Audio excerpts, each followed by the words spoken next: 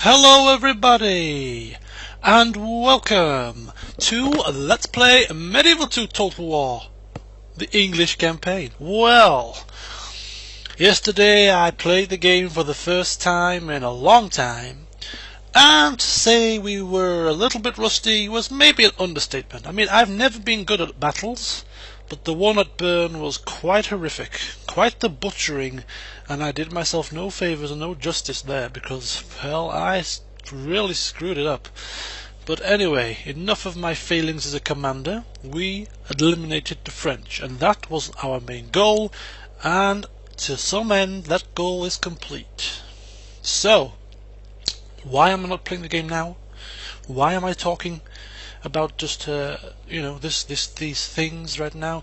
I am updating this game today. It's going to be a single update, although by the time you see it, it will all be part of a long list of 6, including yesterday's updates, to set out the future few parts of this game. Now, you know I like to give you the opportunity where possible to shape the campaign. We've had the past crusades. Remember back in the time when we were a little bit stuck and we were really getting attacked from all angles, attacked from the French, and everything was going up in smoke. I got a bit frustrated when I started getting attacked from Milan as well because of King Lawrence's blunder in the water. Things like that, where you can help me. I like to take on board what you say and let this be as interactive as possible. So it's gonna be kind of an update to that effect.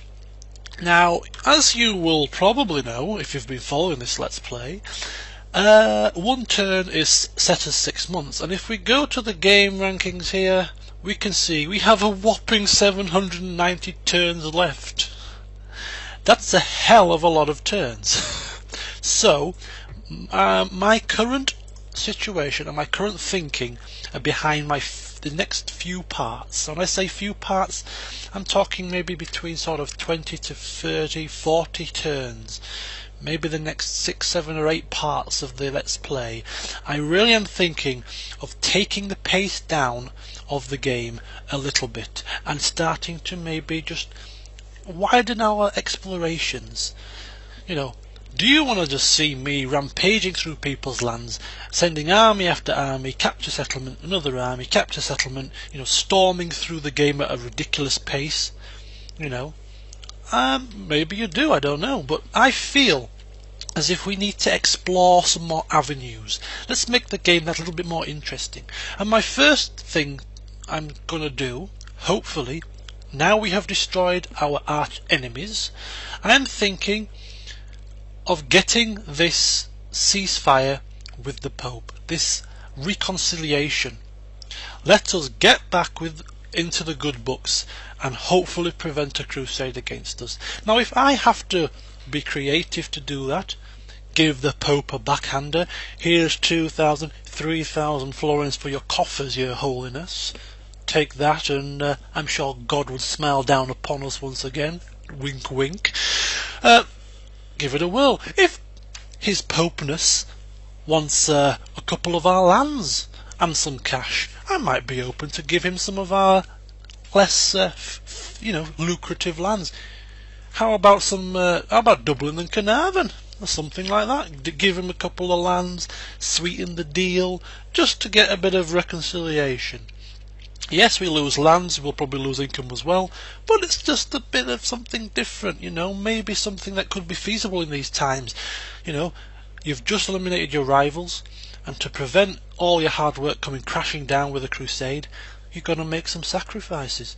That's something I may consider, all in part of slowing the pace of the game down a little. Secondly, we are at war with the Milanese and the Spanish. Once again, let's be a little bit creative with that. Try and get a ceasefire with these people. Again, bits of bribes here, see how it goes. We may not be able to, but let's give it a try. Let's give it our best shot. I know one thing for sure though, I won't be attacking them unless they attack me. So once again, as I say, all part of slowing the pace down. So that's the first bit. Try and get a reconciliation by any means necessary, and try and get a ceasefire with some of my enemies. Next part is some housekeeping. I really need to sort of clean up the garrisons, take out any unnecessary troops, and try and get all my settlements free upkeep. The ones in England are perfectly fine. I think most of these are actually on free upkeep. That can be. But the ones down here might need a bit of tweaking. And also in the castles, if there's any unnecessary troops, like in Angers, there's a lot of troops there. I'm going to consider taking the troops out of the settlements. Also in Paris, there's quite a few there. I mean, these are all not free upkeep. Take the troops out of these settlements and stick them in a fort, in a garrison, in a fort, in a full stack troop or near enough full stack army, and just stick them on the border. So if we're worried about an attack from the Spanish, rather than having them in these settlements all spread willy-nilly, get them all convened together, give them a general to overwatch them, and stick him in a fort on the border, keeping watch. One there to keep an eye on the Spanish, and maybe one down here to keep an eye on the Holy Roman Empire, which I feel could be our next major problem, and also could keep an eye on the Milanese as well. So cleaning up our act in the settlements. Also taxing the hell out of them as much as possible. All with a view to stabilising and increasing our budget, which I know is not particularly low at the moment, but let's just get it done. All in part of slowing the game down also, let's try and experiment with some of our ancillary troops. You know, we're using our assassin again. We've just got a new one, Lewis Schillen there.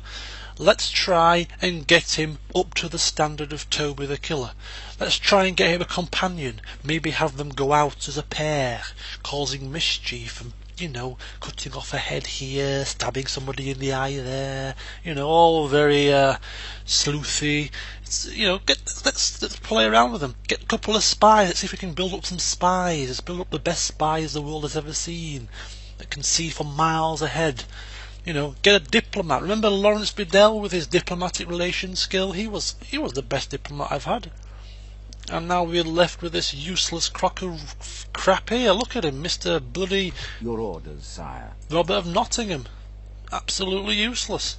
So let's have a little bit of a play with them. Maybe try and bring in some merchants. I've had some people give me some advice in the past about merchants. Let's give it a blast. So that's my plan. But as I said, it's all down to you guys. If you think that's a load of crap and you want to see me smash the Spanish or smash the Holy Romans or do whatever else, feel free to say. I'll take it into consideration. So that's basically the update.